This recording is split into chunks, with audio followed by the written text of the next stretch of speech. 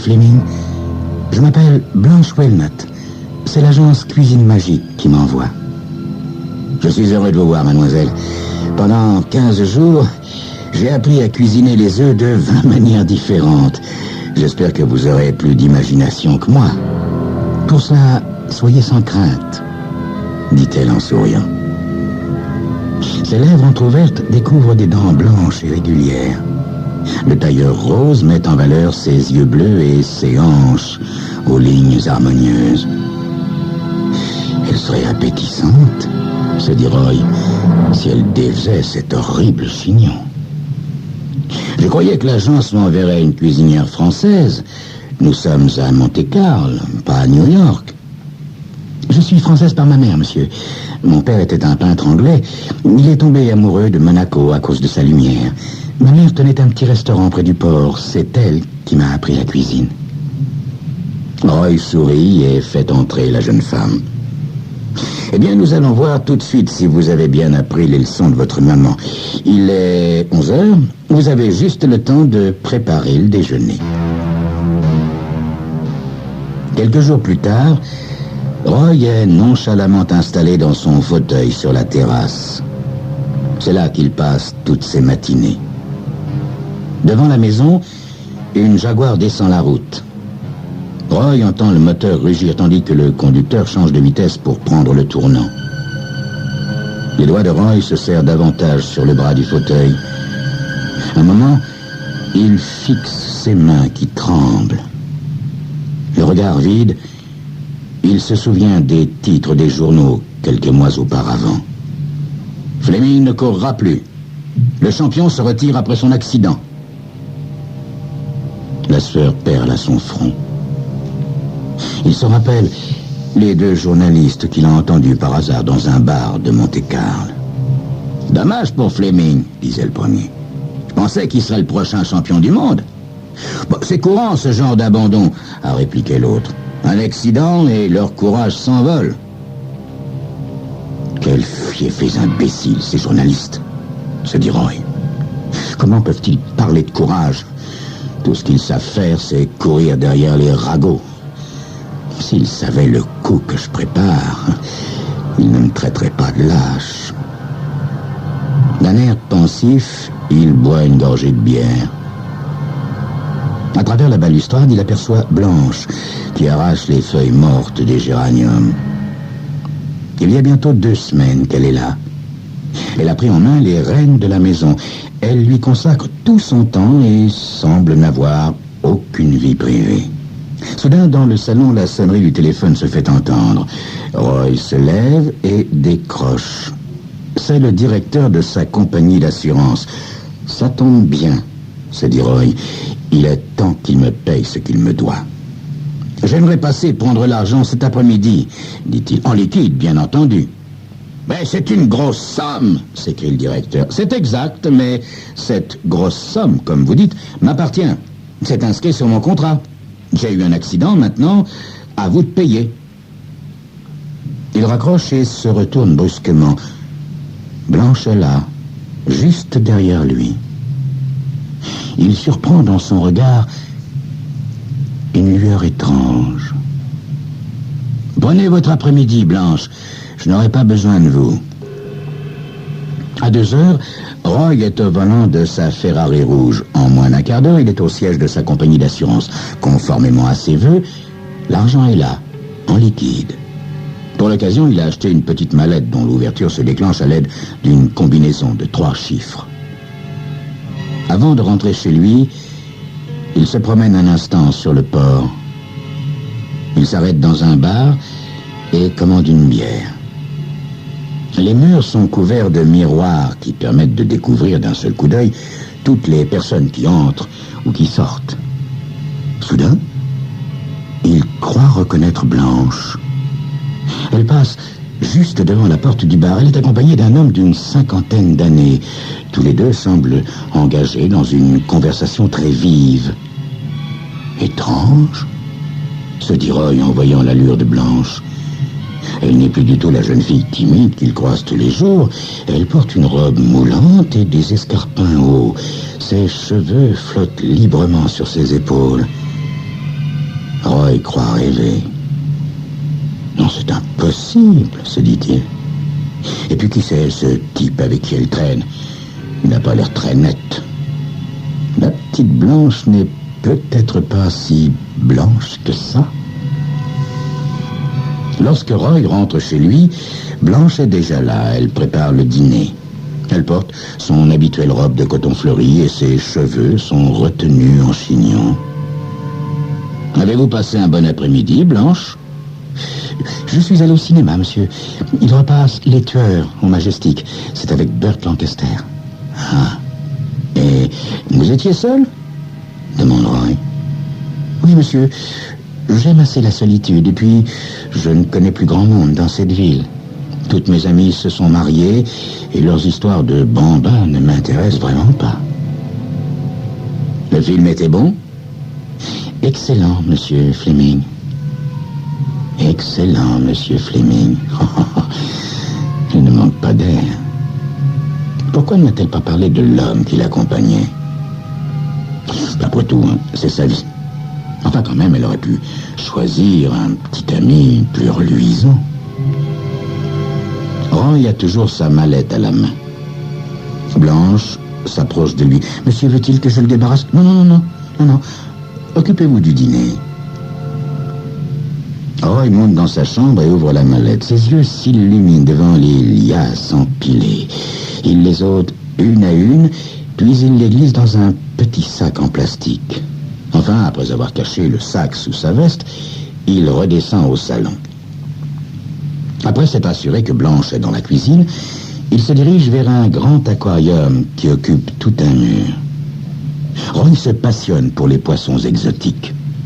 Pour tromper cet ennui après ce stupide accident, il s'est amusé à leur construire un décor hollywoodien. Dans l'aquarium, on voit en effet des colonnes de marbre, des petites maisons aux toits de briques rouges.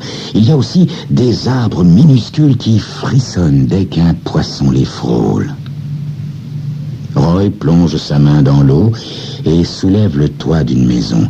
Délicatement, il y dépose le sac de billets, puis il replace le toit. Il se sert un whisky et va s'asseoir dans le fauteuil de cuir.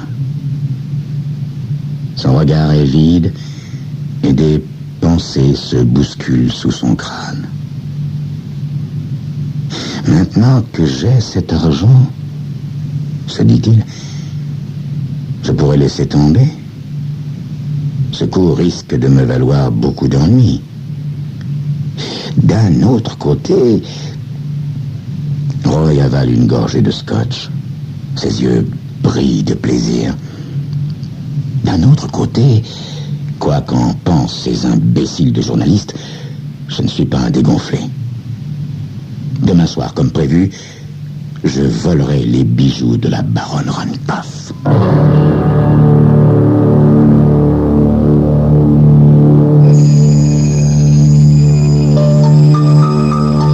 Qu'est-ce qui est le plus dangereux? Voler des diamants ou conduire une Formule 1? Dans un instant, Roy vous donnera la réponse.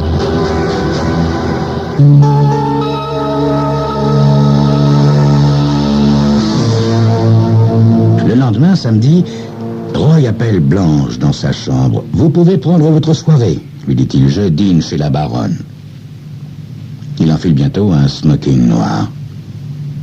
En se regardant dans la glace, il passe sa main sur une petite cicatrice qu'il a derrière l'oreille. C'est la seule trace qui lui reste de son accident.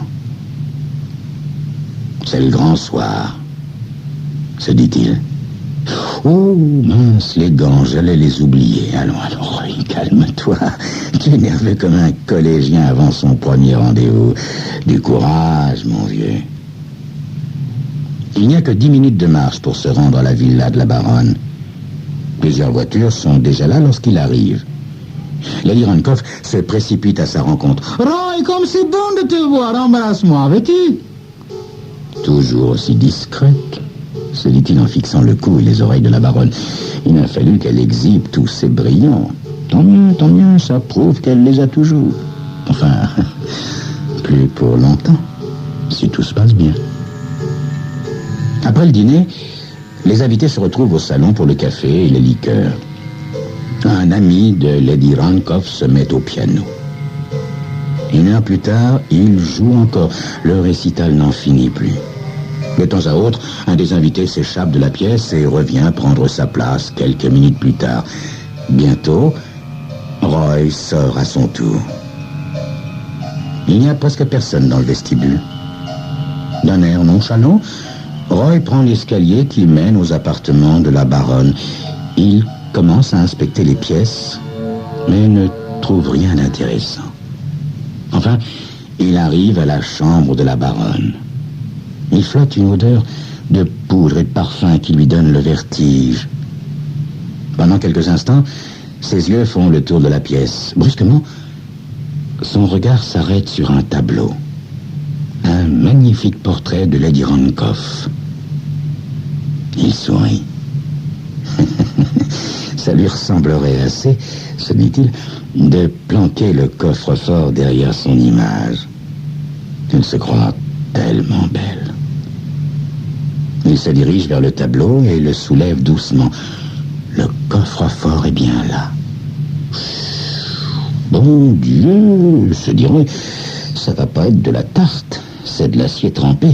Même avec un chalumeau, je ne crois pas que j'arriverai à percer ça. Je sais même pas où acheter le matériel. Ah bah ça, je fais un sacré cambrioleur. Juste à ce moment, il entend des pas dans le couloir. Il a à peine le temps de se cacher derrière un paravent. Bientôt, il entend la baronne. Elle a l'air furieuse. « Comment ça, ces émeraudes sont plus belles que les miennes? Elle va voir si ces émeraudes sont plus belles que les miennes. Où j'ai mis ce fichu livre ?» Roy entend la baronne qui marche à travers la pièce, puis, pendant un instant, elle reste immobile. Enfin, elle soulève le tableau, fait une combinaison et ouvre la porte du coffre. « Venez là, mes chères petites émeraudes chéries. Je vais vous faire prendre un peu l'air. » La baronne referme la porte du coffre et enfin elle sort. Aussitôt, Roy passe la tête par-dessus le paravent. Il y a un bon Dieu pour les cambrioleurs, se dit-il. Je suis sûr que la combinaison est dans ce livre dont elle parlait. Roy n'a pas besoin de chercher longtemps. Il n'y a pas de bibliothèque dans la pièce. Il n'y a qu'un seul livre sur la table de chevet. Il l'attrape et commence à le secouer furieusement. Mais aucun petit bout de papier ne tombe. Il regarde soigneusement si une page est cornée ou si un numéro est entouré au crayon.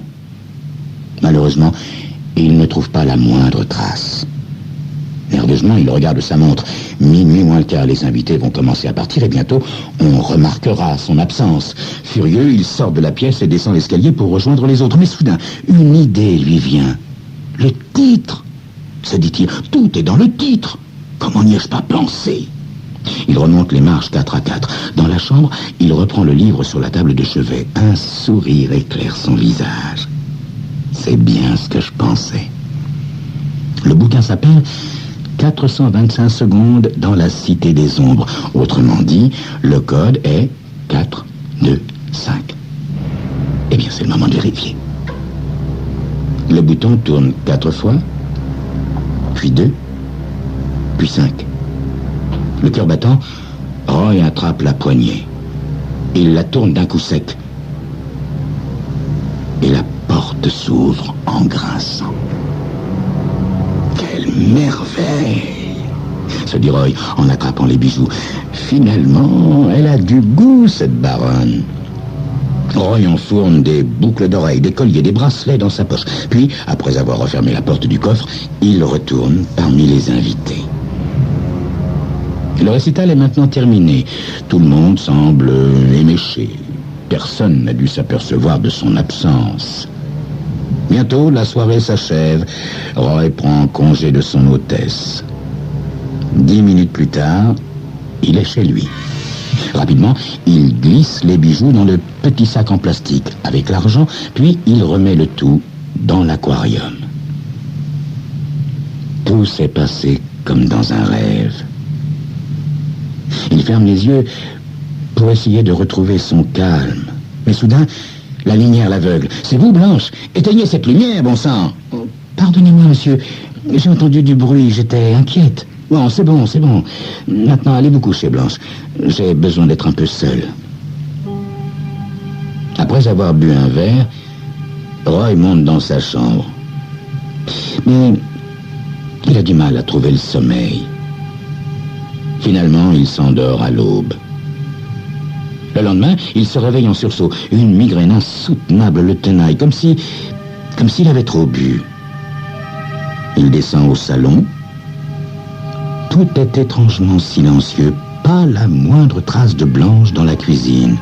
« Blanche !» crie-t-il. « Blanche, mon café n'est pas prêt ?» Pas de réponse. Mais bon sang, où est-elle? Je la paye quand même pas pour se tourner les pouces. Il monte vers la chambre de Blanche et ouvre brutalement sa porte. Personne. Soudain, il voit l'armoire. Elle est grande ouverte et entièrement vide. Roy dévale l'escalier. Traversant le salon, il s'arrête devant l'aquarium. En tremblant, il plonge sa main dans l'eau et soulève le petit toit de la petite maison. Rien.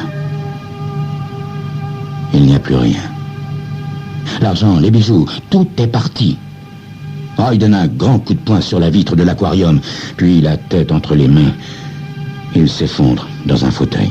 « Quelle garce! Quelle garce !» se dit-il. Elle était vraiment trop jolie. J'aurais dû me méfier d'elle. La sonnerie du téléphone le fait sursauter. « Allô, allô, ici le Dirankov !»« Oh, c'est complet, se dit Roy. Elle sait sûrement que c'est moi. Quelle triste fin. »« Tu m'entends, Roy? Figure-toi, on m'a cambriolé cette nuit. J'ai prévenu police, mais quand je pense au cambrioleur, c'est comique. »« Pourquoi comique ?» s'étonne Roy. « Mais parce que c'était des faux, chérie, évidemment. Je ne suis tout de même pas assez folle pour laisser des millions de dollars chez moi. Enfin, tu n'as rien remarqué qui pourrait aider les policiers? »« Non. Non, dit Roy. Je suis désolé, mais je n'ai rien vu. »« Tant pis, Roy, chérie, ce n'est pas bien grave. Allez, à bientôt !» Roy a à peine raccroché qu'il entend une nouvelle sonnerie. Mais cette fois, ça vient de la porte d'entrée. Il se lève pour ouvrir et... « Bonjour, monsieur Fleming, » lui dit Blanche en souriant. Roy met un instant à reprendre ses esprits. Enfin, il s'écrie « Vous ne manquez pas de toupet, espèce de petite voleuse. »« Oh, ça vous va bien de me dire ça, » réplique Blanche. « Vous croyez que j'ignore d'où viennent les bijoux, monsieur? Tout le quartier est au courant. Les policiers sont déjà chez la baronne. »« Comme voulez-vous, Blanche, je n'ai plus rien, vous m'avez tout pris. Alors maintenant, laissez-moi, s'il vous plaît. » Écoutez, monsieur Fleming, c'est bien ça qui me tracasse. C'est vrai, vous avez été plutôt très gentil avec moi. Je vous aime bien. Alors, je préfère vous rendre l'argent. C'est d'accord? Je garde les bijoux et je vous rends les billets. Elle tend à Roy un petit sac. Celui-ci l'attrape et regarde la jeune femme en souriant. « Pauvre Blanche, » se dit-il. « Quand elle saura que les bijoux sont en toc, elle se mordra les doigts de m'avoir rendu l'argent. »« Pourquoi faites-vous ça pour moi, Blanche ?»« Je vous l'ai dit, monsieur. Les bijoux me suffisent, c'est tout. Maintenant, au revoir, monsieur. » Roy la regarde traverser le jardin. Il hésite un instant, puis il court derrière elle. Surprise, elle se retourne. « Blanche, j'ai bien réfléchi, » dit-il en la prenant dans ses bras. « J'ai bien réfléchi.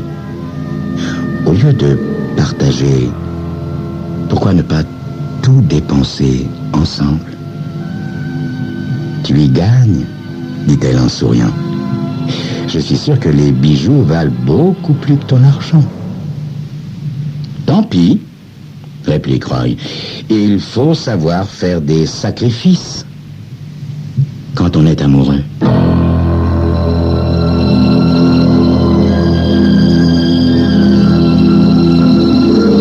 C'était Crime Story, les rendez-vous d'Alfred Hitchcock racontés par Serge Sauvion. Aujourd'hui, Une perle et des diamants de Glyn Crewdale.